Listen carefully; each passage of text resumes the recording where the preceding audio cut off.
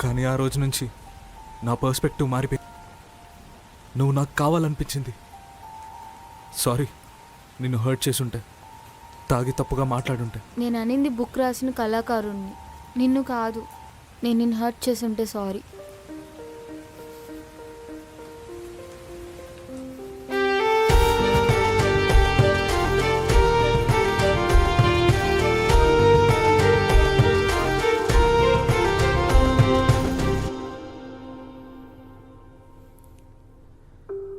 మీరే సార్ ఈ బుక్ని పబ్లిష్ చేయాలి.